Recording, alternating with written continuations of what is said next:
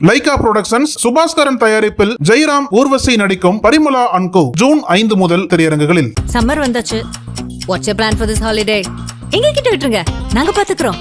GT Holidays, South India's #1 travel brand. கூட்டணி கட்சிகள் துணையோடு ஆட்சி அமைத்து விட்டாலும் அறுதி பெரும்பான்மைக்கு அல்லாடி கொண்டிருக்கும் தாவேகாவோடு டீலிங் போட்டிருக்கிறது பாஜக.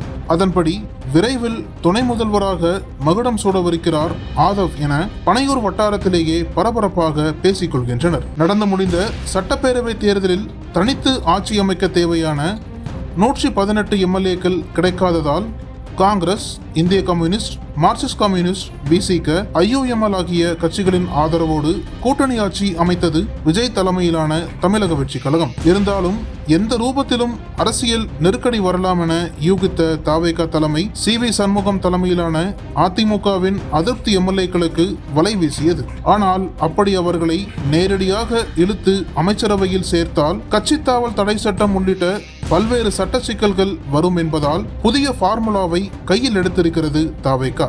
விஜயின் ராஜினாமாவால் திருச்சி கிழக்கு தொகுதிக்கு இடைத்தேர்தல் வருவது நிச்சயம் என்ற நிலையில் அதோடு சேர்த்து ஒரே சமயத்தில் பல தொகுதிகளுக்கும் இடைத்தேர்தலை வரவழைத்து தங்களுக்கு தேவையான பெரும்பான்மை தாவேகா எம்எல்ஏக்களை உருவாக்க போடப்பட்டதுதான் தற்போது நடந்து வரும் ராஜினாமா அத்தியாயம் என்கின்றனர் தாவேகாவின் அமைச்சரான ஆதவ் அர்ஜுனாவுக்கு நெருக்கமானவர்கள். இது குறித்து நம்மிடம் பேசிய அவர்கள் தற்போது அதிமுக எம்எல்ஏக்களான மரகதம் குமாரவேல், சத்யபாமா, ஜெயக்குமார், இசக்கி சுப்பையா ஆகியோர் தங்களது பதவிகளை ராஜினாமா செய்துவிட்டு தாவேகாவில் இணைந்ததை தொடர்ந்து மேலும் சில அதிமுக எம்எல்ஏக்கள் ராஜினாமா செய்ய தயாராக இருக்கின்றனர் என்பதுதான் உண்மை.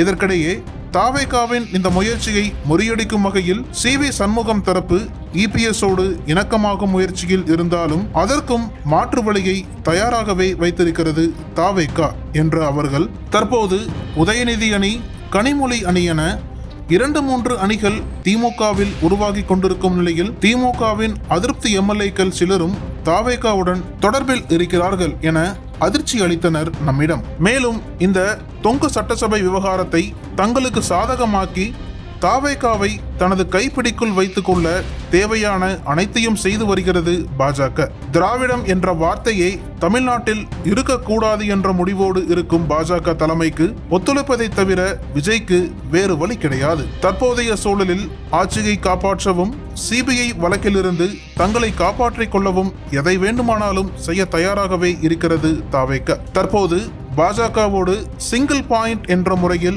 ஆதவ் மட்டுமே தொடர்பில் இருக்கிறார். எனவே நிர்வாக ரீதியில் முதல்வருக்கு துணையாக இருக்கவும் அரசியல் ரீதியாக இப்போது இருப்பதை விட முக்கியமான முடிவுகளை எடுக்கவும் அமைச்சர் ஆதவ் அர்ஜுனாவை துணை முதல்வராக்க டெல்லியில் உள்ள சில முதலாளித்துவ லாபிகள் மறைமுகமாக அழுத்தம் கொடுக்கப்படுவதும் உண்மைதான். எனவே இடைத்தேர்தலுக்கு பிறகு ஆதவ் துணை முதல்வராக பொறுப்பேற்க வாய்ப்பிருக்கிறது என்றனர் அவர்கள். இது இப்படி இருக்க நடந்து முடிந்த சட்டமன்ற தேர்தல்களில் யாரும் எதிர்பாராத விதமாக பல மாநிலங்களில் ஆட்சிகள் மாறின. தமிழ்நாடு போன்று மேற்கு வங்கமும் மிகப்பெரிய அதிர்ச்சியை சந்தித்தது. இதற்கு முன்னதாக அனைத்து மாநிலங்களிலும் மார்டினின் லாட்டரி தொழில் அமோகமாக நடந்து வந்த நிலையில் தமிழ்நாட்டிற்குள் மார்டின் கும்பலின் லாட்டரி நுழைய முடியவில்லை. இதற்கு முன்னதாக அனைத்து மாநிலங்களிலும் மார்டினின் லாட்டரி தொழில் அமோகமாக நடந்து வந்த நிலையில் தமிழ்நாட்டிற்குள் மார்டின் கும்பலின் லாட்டரி நுழைய முடியவில்லை.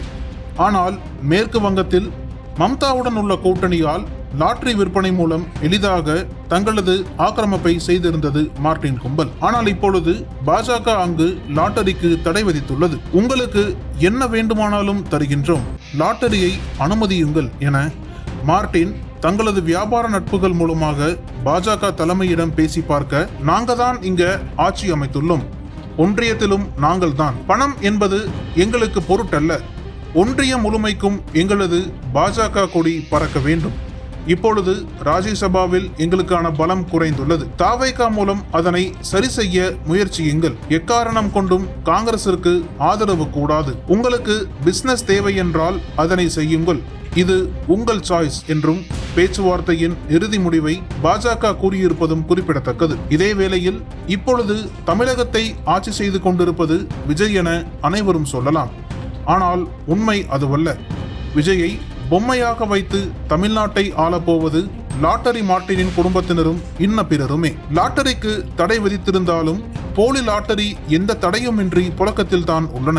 மாவட்ட வாரியாக லாட்டரி முகவர்கள், அவர்களுக்கு கீழ் வட்டார முகவர்கள், இவர்களுக்கு கீழே விற்பனை பிரதிநிதிகள் என்று ரகசிய வலைப்பின்னல் கட்டமைக்கப்பட்டுள்ளது. லாட்டரி மோகத்திற்கு அடிமையானவர்களை தடைக்கு பின்னும் அறிந்து வைத்திருக்கும் விற்பனை பிரதிநிதிகள் அவர்களிடம் துண்டுச்சீட்டில் எழுதிய எண்களை விற்கிறார்கள்.